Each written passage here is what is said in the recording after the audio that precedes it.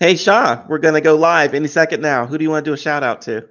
I want to do a shout out to my partner, Doug Very. Doug, here we go.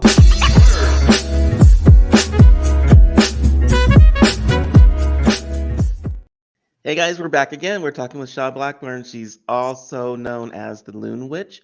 We're going to ask her where that name came from. She got her start at a young age with doing natural divination form called augury. That's a new word for me also, so we're going to learn about that. She started working with the Gypsy Witch fortune telling cards around the age of 12 and moved on from that to the tarot cards around the age of 18 as a more serious student. So these days, she works as a student of life. She's an internationally known psychic healer and teacher.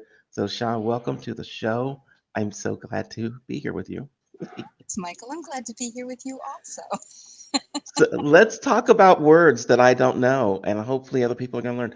Augury, that was the first one that I do not know. What is augury and what does that mean? So, augury is a word that means omen telling, and it's a very old form of divination. So, obviously, when I was a child and I was doing augury, no one said to me, "Hey, did you know that you're using a very ancient form of divination?"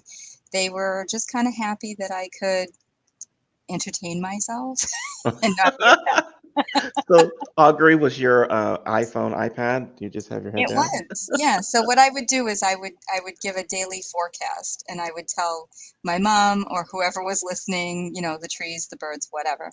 And I would go outside. I grew up in the woods on a dirt road. It Uh-huh. sounds very idyllic. It really does because it's my house. I still have a house there. So it's a dirt road. There's a pond on it, surrounded Uh-huh. by trees. And when I was a child, my parents' house was the only year-round house there. So it was just me, my mom, my dad, my brother, a dog, and a cat. Next thing you're gonna tell me it was a gingerbread house and little kids came by. No, we No. never got any trick-or-treaters. Uh-huh. I Nothing. never got them either. So, and we had, in the summertime, so like the end of May, June, July, August, and early September, we would have a stream of different neighbors coming in and using their cottages and stuff like that. But there were no year-round people that I could, no neighbors next door that I could just run over in December and be Yeah. like, hey, what's going on? You So, were just like you were the security guards of the property is what you were. yep. We used to change out the batteries for the smoke detectors, and my job was like cleaning out the mouse traps. Yeah. So this augury thing, that's like so you're doing omen what was the right Omen word? telling, yep. Omen telling. So what I Yep. would do is I would go outside in the morning and I would close my eyes and start to spin around. And when I got to that, that moment when you're just starting to get dizzy and you think Right like, before you throw up, right, yes. I should probably stop now. So I would stop and I would open my eyes, and the first thing that I saw would tell me what my forecast was going to be. And I would say, today's forecast, because I thought I was a radio announcer. Today's forecast is blah, blah, blah, blah, blah. So my origin story, if you will, is that when I was in full day school, so I was either first or second grade when this happened.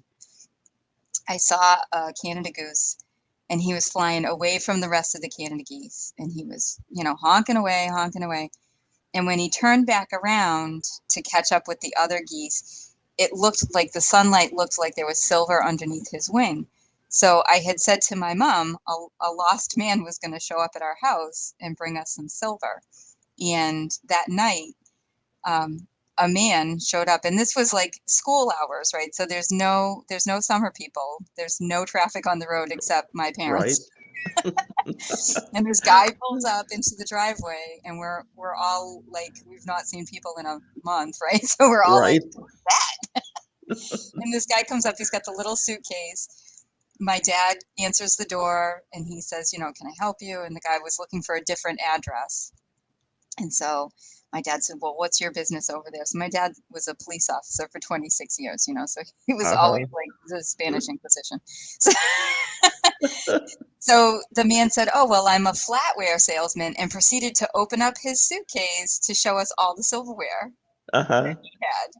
So he was lost and he was bringing us silver. And my mother looked at me daggers. She was like, Yes. Now, we're going to did talk you about this. Did you inherit the is that the right word? You inherit the gift, or did like was your mom a psychic or a shaman or anything? I believe that I inherited the gift from my father's side of the family Okay. because my dad will never admit to it, but he's always been very intuitive. He just kind of knows stuff, and no one ever asked him how he knew stuff. And I think for the most part, people just sort of glossed over, and they were like, "Oh, he's a cop, so he just naturally knows things." Right. You just go to that. Right? It's like he's like Columbo. He just figures stuff out. Exactly. Just he just knows. Exactly. Okay. So, but yeah, my grandmother on my father's side, she's the one who taught me how to be patient. She's the one who taught me how to like get to the center of who I am and find that stillness. So I do believe that it was inherited from my dad's side, but nobody ever really gave me too much formal training on Really. any of it. You know, that the question I have, and a lot of people have asked me, and I'm like, I don't know, let me ask somebody. When you find that you have a gift and you're trying to expand it and do something with it, how do you learn how to use the gift? So for me, I had great parents who just wanted me to be myself. And so when I was running around calling myself a witch, Hmm. they were not like evil spawn. They were like, that's nice. When I told them that I wanted to read tarot cards for a living, my dad was like, well, that's a nice hobby, but you have to get a real job. Uh-huh. So you what know which one did you go for? Real um job? I have both. Okay. I have both. The real job, the corporate job, allows me to travel around and have good benefits and do what I want with my life, and it allows me to grow my Loon Witch business the way I want it to be. So I'm Awesome. the best of both worlds. Yeah. That But is really good. I think the way to expand and really practice your gift is acknowledging that you have it and then trusting in it and really exercising it every single day. Like when my mom asked me how I knew that that man was coming to our house to bring silverware, I hadn't even given it any thought, and I was like, "What?" She said, "Yeah, how you said that this morning," and I thought, "Oh, I remembered my daily forecast." So I was like, "Oh, well, it was that goose." Uh-huh. But then it made me think there's something more to this. And I had always been that kid that would go outside and talk to the trees and talk to the bugs and the birds. And I brought home every wounded animal. I wanted to be a snake charmer when I was a kid. Yeah, no. Yeah, no. You need to come down to Florida and hang out with me. I've got some you can charm. Nice, nice. So, yeah, so they didn't stop me from doing any of that stuff. And when I would walk through the woods with my mom or with my grandmother, and we would see flowers and things like that, I would always ask not what they were, but who they were. Okay. Who is this tree? Who is this flower? And what do they do? And Okay. so my grandmother knew a lot about how herbs can heal. So one of the things that she taught me was how to identify like berries that you can eat, berries that you absolutely cannot eat in our area, right? And she would talk to me Right. about what the Native Americans would use different leaves and flowers and things for. So I had gained some knowledge there. And so every time, and I do it to this day, every time I see a certain tree or a flower, I walk right over and I greet it and talk to it and introduce myself to it Oh, and then use it for its purpose. so I am not crazy talking to my plants that I have in the bathroom because Absolutely I no. talk to them every day. Yeah. And Yeah, they they're all probably do really well. they do really well. Yeah. Yeah, they love that energetic interaction and acknowledging that it's another living being, right? We all want Yep. to be acknowledged as something valuable. So I just thought I was breathing CO2 onto them and they were happy, but maybe not. no, it's No, the sound of your voice, the vibration, the tone, the energy that you put out is what's going to help them to grow and thrive. I believe that. I actually talk to them because I want to like see how they're doing every day.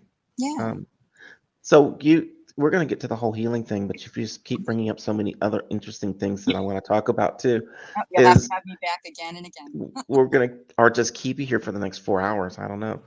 But now what you said you've got the corporate job, or I don't know if you have or had the I corporate have, job. still have. Um, so now that people know that you do the psychic readings and stuff, how many people are like, dude, am I gonna get this raise? And can you help me out? And like, Oh, how do yeah. people in the corporate world work with you as being a professional psychic also? So the interesting thing about the company that I work for now is I was a contractor working with them and they offered me a full-time job. And I had said I didn't really want the full-time job because I was having so much fun growing my business. I liked the fact that I could work 3 or 4 days a week and then go do whatever I wanted. Mm-hmm. And ultimately I took the corporate job because of some family things that were going on, and it just allowed me the security I needed at the time. But I was very clear that I have this business. So I do have some clients who are people that work at the same company, but I never read them on company property. I won't even like talk about it on company property. If you send me an email through my corporate email and you want to book an appointment with me as the Loon Witch, I'm just going to tell you have to email me over here. Gotcha. Yeah, yeah, yeah, I yeah. don't Keep want to it have separate. any of that, right? I don't want any of that conflict of interest going on at all. Right. So I've met people at like the Cumberland Farms down the street from our office or at a restaurant down the road, to do a reading after work or something like that, which is totally fine. I just won't do it on the company property. And they all know. It's funny because Mhm. everybody I work with pretty much knows. And when we have meetings with new people and they're like, "Oh, give 3 fun facts about yourself." I've worked with a couple of people that don't wait for me to give my 3 fun facts because none of them are ever going to be, "I'm also an internationally known psychic." Right. My fun facts are like, I learned how to skateboard at 37. I learned how to Yeah, surf at 44. that's awesome. Can you ride? Can you do your skateboard and like ride on your hands? No, no. Yeah. I can roll forward and I can lean turn. I can't kick turn because I fall down. Okay. Can you do those Nope. 360 things? Mm-mm, Yeah. no. That Yeah. I can land on my butt. Yes. I've done that. I actually thought I could ride on my hands when I was younger, and apparently I couldn't. So Oh, yeah, these knuckles told me like, Michael, you can't do that while you're skating. Um, yeah, not so much. yeah, I no. tried to hide it from my mom going into the house, and like my whole hand was bleeding, and I was going like, she says, "Where are you going?" I'm going to the bathroom, and I was just dying the whole time. So Hmm. skateboards dangerous things, but they're They fun. they are super fun. Yeah. Yeah. Oh my gosh. So you got into healing. You brought some cards. I want you to show the cards because you brought them. The Ah, gypsy yes. The Gypsy Witch cards because you witch had not cards. heard of them before. Here they Correct. are. And what are they? So the Gypsy Witch fortune telling cards, they've been around for a really, really long time. And this is not the original deck that I got. This is a newer version of the deck that I got because the original version is the only deck of cards that I have that no one's ever touched but me. These get Ah. these get manhandled all the time. So they're just like regular playing cards, and each card has an image on it and some words on it. I don't know where my hands are. Mm-hmm. Right. You're They're like all over over the here. place. Yeah. So we talked about. Oh, I gotta find the camera. There it is. Dun, dun, dun. Yes. So there's a lady sitting in the chair, and she is the 2 of diamonds, and you can see that there's a number on the top of the card and a bunch of words. Uh-huh. Um, so I'm sure it's escaped no one that I have glasses on, and I've always worn glasses since I was like 2. So the truth of the matter is I cannot really see too well. No, don't worry, I can't either. If I took off these now, I would just not see you at all. Right? So when I was a kid, we had a neighbor who had a birthday. Her birthday was in September. And so they would stay for her birthday. And my parents did a gypsy themed birthday party for her. And she got this deck of Gypsy Witch fortune telling cards. So I was like 12. She handed me the cards and she said, "Oh, Sha, you'll use these a lot more than I will." And I went home and I wrapped a silk scarf around my head and I grabbed a piece of white quartz from the front yard and I ran to all the summer neighbors' houses and I was like, "I am Madame Zora and I will tell your fortune." And not one of them said, "Get out of here, you crazy kid." Yeah. They were all Yeah. like, "Ooh, come on in, Madame Zora." I mean, all 3 of them. Yeah. You lost me at the part where you said you walked out into your yard and picked up a piece of quartz. I'm like, what? Who Oh does yeah, that? everybody does it. Really? There's a I found yeah. obsidian. I never found quartz. Like, Oh, okay. you know. Yeah. Okay. Up up here in New England, quartz is pretty common. Okay. I Yeah, you did not can know that. you The can stuff find down it here. pretty much anywhere, Okay. Yeah. I just find snakes and lizards. That's what I find. right? And So, spiders. and spiders. We will definitely show that. For you guys that are wondering what we're talking about, we were doing a a meet and greet a couple days ago, and in front of me was a spider that just kept coming down, down, down. So I put him on camera, and I'll put that up so you guys can see it later. And we were It's just so talking cute, about the spiders. right? Yeah, we even named him Edgar. That's right. Right. Yeah, So yeah, so I created my own way of reading these cards. I created my own little spread, and this is what I use quite a bit right up until I started working with the tarot when I was about 16. I hated them. I didn't get them at all. I was like, these things are terrible. I don't know how anybody yeah, works with them. And then when I was 18, I decided I got to figure these things out because everybody in the world knows what tarot is, you know? yes. So I taught myself how to read the tarot. And now, 30 whatever years later, I could talk about how many years, Right, you got everyone in the audience going like, let me see, 18 plus 30 plus 50, that's right? 47. Yeah, okay. So, So I have taught literally thousands of people how to read the tarot the same way that I taught myself. gotcha. Yeah. Well, I want to talk about shamanic healing and what is it and how do you use it and all that kind of cool stuff. So, shamanic healing, what is it? So, uh, shamanic healing is it's a person who is adept at using the helping spirits. So, spirits that live in other areas of reality, right? And we had kind of touched on this in the meet and greet too. So, where we are right now as human beings, we live in ordinary reality. So, Mhm. ordinary reality is governed by the man-made idea of linear time, right? That it's 12:41 on a Friday, Okay. right? So this is our ordinary reality. This is what we believe. And when a shaman comes into play, a shaman works a lot in non-ordinary reality, and that's where the helping spirits live. So non-ordinary reality is right here with us all the time. It's just kind of outside of linear time. It's outside of man-made time. It's outside of the ordinary Okay. reality. But the middle world, non-ordinary reality, looks just like this, except for the fact that you can see the spirits of deceased people that are stuck. Excuse me. You can see other sometimes helping spirits, sometimes spirits that have opted to stay so that they can haunt a place because they're connected to a home or a land or an object, and they don't want to move on to anywhere else. They just want to kind of stick around.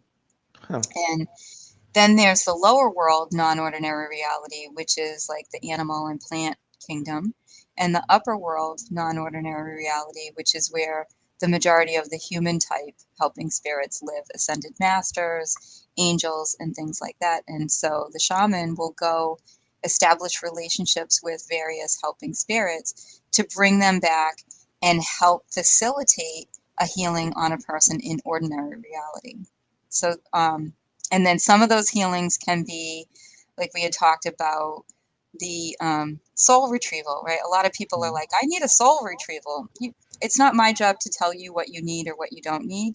That's what the helping spirits will do for both of us. Is if What is the soul retrieval? So the soul retrieval is every time we have trauma, and the trauma doesn't have to be like rape or anything like that. It doesn't have to always be violent. Sometimes the trauma can be, I wanted to go to the movies and the movie was sold out, Uh-huh. right? Even just that can be a little bit of trauma. So we leave a piece of ourselves in that moment behind because we're so hurt or upset I didn't get into the school play. So I leave that part of my soul that really wanted to be in the school play. I leave that part at the school where the sign up sheet is, that says, oh, you didn't get in. I leave that little piece there. And then 10, 15 years later, when I wonder why I'm stuck and stagnated in my creativity, and I went on and I went to drama school and I should become an actress, and I can't seem to get any jobs. One of the pieces that can keep us stuck is that little piece of our soul that we left behind in that moment, Gotcha. right? And so the whole point of soul retrieval then is Is to go to find those parts, and we find the part that you need in the moment right now, and we bring that back. We kind of have to negotiate with it to make sure it's willing to come back. And then we help you to integrate that part of yourself, that energetic piece of yourself, back into your body and into your whole soul, mindset, your emotional, spiritual, mental, and physical self. So what does it feel like when you take that piece and put it back? I mean, how do you put it back in? Is it like a psychic surgery, or is it just like here come and it just goes back in, Yeah, or it's kind of what's up? it's not like a psychic surgery in that there's no cutting, there's no metaphysical cutting or energetic cutting that goes on. I find the peace with my helping spirits. I bring it back, I hold it to myself, giving it some comfort and giving it some energy that I'm gaining from working with the helping spirits. And then I will bring that back and I put it into the person's energy field, and then I'll rattle. So I use my rattle to help seal that in, and then I'll use my breath to blow that energy through the whole, through the energetic layer and into the physical layer. And then my helping spirits are around to kind of help solidify that. And then it's up to the person. So if you were the client, it would be up to you to help continue that integration by acknowledging that you've received something. When I've gotten soul retrievals performed on me, I have felt like um, it's almost like a tingling or a warming sensation that kind of just Mhm. flows through the body. It's almost like if somebody was to turn a hot fan on you, Uh-huh. and you didn't know you were cold, but then that warmth just like it makes you feel so comforted. And that's what it felt like for me. So out of the people that you've worked with internationally, nationally, whatever, what's something that really stands out in your mind and goes like that person I really helped? I can point to this person and say this is something that's useful for people. I have to say, most of the time, I lean heavily on my tarot cards when I'm working with people, just because the tarot gives me a lot of insight to what's going on with them. So, whether you get a tarot reading from me or you decide I want to do like a spiritual guidance session, which encompasses all of the tools that I use, Hmm. um, the tarot really helps open that person up to receiving that insight. And a lot of times, I'm telling you things that but I'm telling it to you in a way that maybe you hadn't thought of it before. So I do have one of my favorite clients lives in Maryland, and she struggled for a long time with situations with her ex and custody situations with her child, and we worked a lot together to kind of get her out of a deep depression. And she's gotten very successful in her life. She recently got a brand new job with a huge pay raise. She was able to get an apartment for her and her child together as opposed to Excellent. living with a parent, you know. And she got a new car, like she really flourished. And a lot of it, she says, is based on the work that we'd done together. That's I talk to so many people and I hear so many stories of people getting help from, I'm just gonna and make a generalized term of the psychic realm, you Hmm. know. And so one day I should take all these stories and put them together and we should start comparing Oh, because yeah. they're truly good. Now there I'm sure not with you, but with other people, are there times that the psychic or the shamanic ratings have gone bad and they doesn't help the person and it just makes them feel Um, worse? I don't have anyone that's ever come back and said I felt worse Okay. after a session with you. I have had people who come in with a set idea of this is how my life is going to be, and then they have a session with me, and their life kind of turns upside down, Hmm. and they start feeling like, oh no, this isn't going the way I thought it was going to go. But in the end, it opens a lot more doors for them that they weren't aware of. Okay. So things typically will work out, in the end, no matter what. And it may work out to a place that they hadn't seen for themselves, but was there all the time. Yeah. Wow. So what do you tell people when they come in, what they should or should not expect, or their expectations, or is it just you're open? I'm open. There's no expectations, and that's usually what I tell people. Expect nothing. I don't want your life story. I don't want to know anything about you except your name because I have to book the appointment. Right? So I need your Because name and an email, and that's it. that's it. Don't tell So, me and anything else. you can do readings over the Zoom or phone and Yep. live. Yep, I do them Yeah. in person. I do them over the phone. I do them over video. Yeah. Okay. So if people want to find out more about you, they definitely can go up to your website, loonwitch.com, Yeah. right? And then if they want to be even more personal, they could send you an email at Gmail, loonwitch at gmail.com. Correct. And the coolest place I love is facebook.com/the Loon Witch. What's the easiest way for people to get in touch with you? What do you prefer? Email is best. Hmm. Um, if you try to message me on Facebook, I won't see it, because Facebook keeps moving how you access your messages. So on the personal page, I don't usually look, unless like you and I were having a conversation and you said, let's use Messenger. And I was like, oh, all right. All right. I'll just email you from now on. There we But go. email is usually the fastest because it's on my phone. I have access to it almost all the time, That's and awesome. I check it a couple times a day. So Excellent. Last question I just want to ask you. Where did Loon Witch come from? everybody wants to know. So again, when I was a kid and I was growing up on the pond that I grew up on is called Loon Pond. Loon And when I Pond. was a child, the loons had it as a migratory stop because it was very quiet. A lot of the summer cottages then turned into year-round houses as I got older. People want waterfront property. So they're like, oh, we have this little cottage. Let's make it into a full-time house. And the loons stopped coming. So Oh, I was the last person to see a live loon when I was about 16. They recently came back about 2 years ago during COVID. The loons started coming back to the area because the people were like I was about to MIA, say, because everybody's inside, so it's like, right? hey, it's safe, guys. Come on. Yeah. And I was the only witch that lived on the pond that I was That's aware of. So I just dubbed myself the Loon Witch when I was, like 8 or 9. awesome. Oh my gosh. Sha, thank you so much for being on. I love your energy. I love talking to you. I love your Thank stories. you. Definitely will have to have you back someday. Um, what do you want to say to everybody on your way out? I just want to say, no matter what, anything is possible if you keep trying. Awesome. Thank you so much. And everybody, we'll see you next time.